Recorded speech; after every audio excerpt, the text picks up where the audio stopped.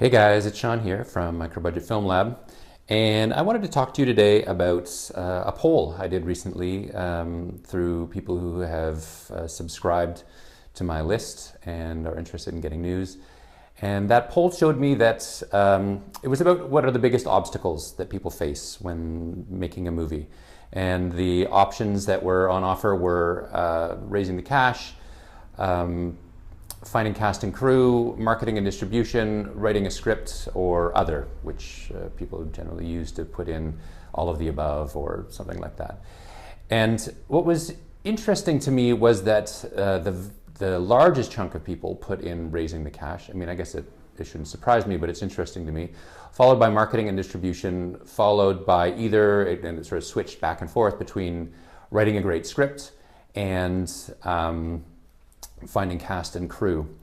And I get it. I get why the concerns were kind of in that order, but it's interesting to me that writing a great script came last.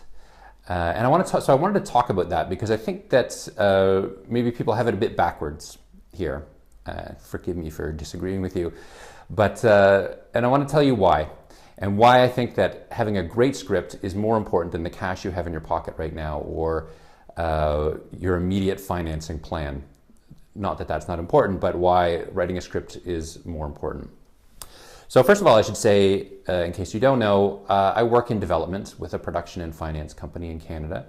And in that role, I do a lot of story editing, reading scripts that come in looking for financing or co-production relationship with the company. And I read about 150 scripts a year and have done so for the last 8 years. That's about 1,000 scripts that I've read, give or take.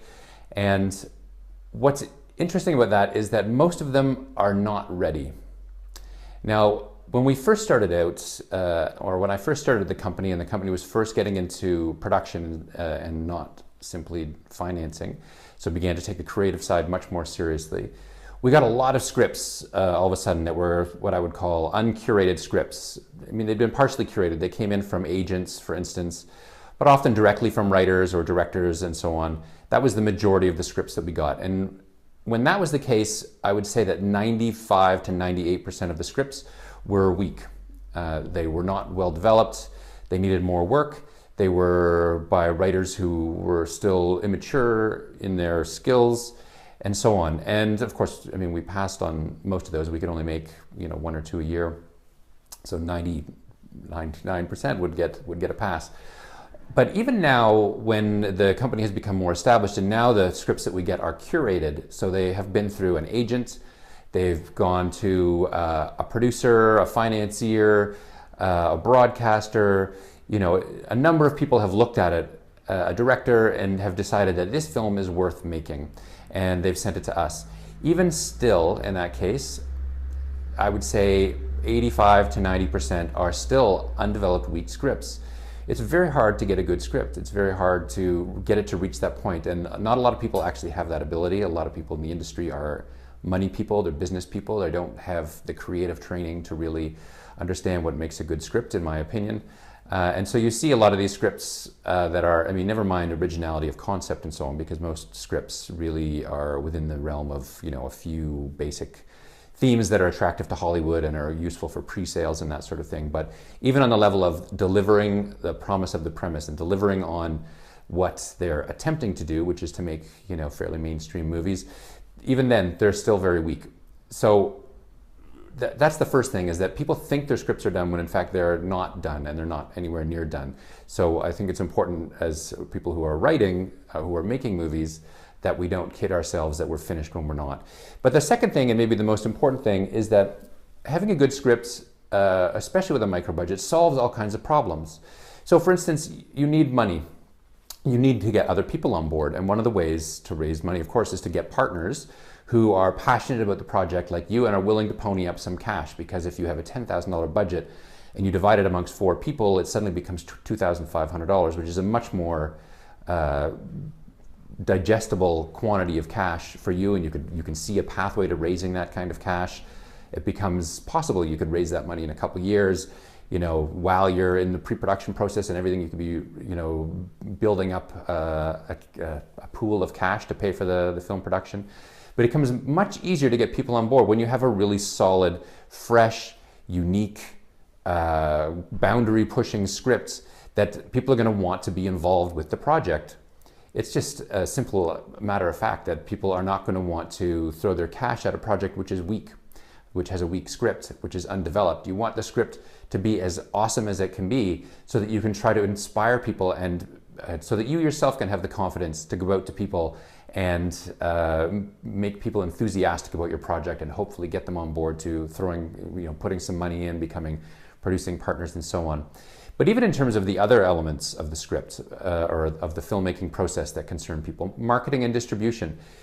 If you have a script or if you have a movie that has some really great effects in it, has a great concept or whatever, that can go some distance. And great effects can be really useful, for instance, if you're trying to break into the effects side of the business. For instance, a kind of a sizzle reel for your career as a Adobe After Effects specialist or green screen specialist, whatever sort of aspect you want to focus on. But in terms of a good film, in terms of getting marketing and distribution, that's simply not going to happen without a good script. It doesn't matter if there's some great effects in it. People outside of the hard genres, like horror, for instance, there's very little room for scripts that are weak. And there's very little room for scripts that, if you think about it, try to do, say, a Hollywood-style thriller with less money and a weaker script. You're not going to be able to get very far. So you're already hamstringing yourself in terms of marketing and distribution. There's all kinds of challenges with marketing and distribution, which I'll talk about at another time. But for sure, having a good story is going to be the first thing that makes marketing distribution even possible, to even have that conversation.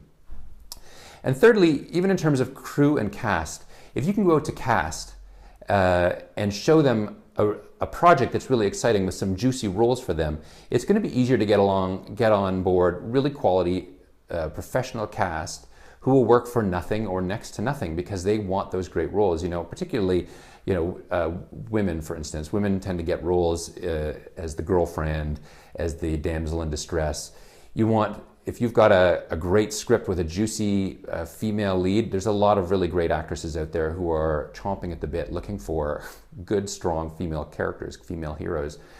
Same with people of color and so on. But it doesn't just apply to them. Anybody really. Actors are sick to the back teeth of doing toothpaste commercials and short industrials or advertising hammers for the local hardware store. A really juicy role will attract really good talent. And the same goes for your keys in your departments. A cinematographer will work for nothing or next to nothing if they can see how they can showcase their skills in a story that people will be engaged with. Because it's not simply about having great shots, beautiful landscapes, moody lighting, and so on, if people aren't going to watch for more than 10 minutes because your script is weak. So really, the first thing that you should be worried about is your script, because once you have a really good script and you do something really solid and engaging, that's going to take you much further along than having even $10,000 in your pocket and a weak script, because $10,000 in a weak script, you're just going to throw that money down the well and it's never going to come back in the form of marketing and distribution, or even in terms of having building up some prestige and an audience base through a festival circuit run and that sort of thing. So you really should be thinking first and foremost about how to get the best script possible. And from there, everything else becomes much, much easier. And I'll leave it at that. And thanks a lot for watching, and talk to you soon.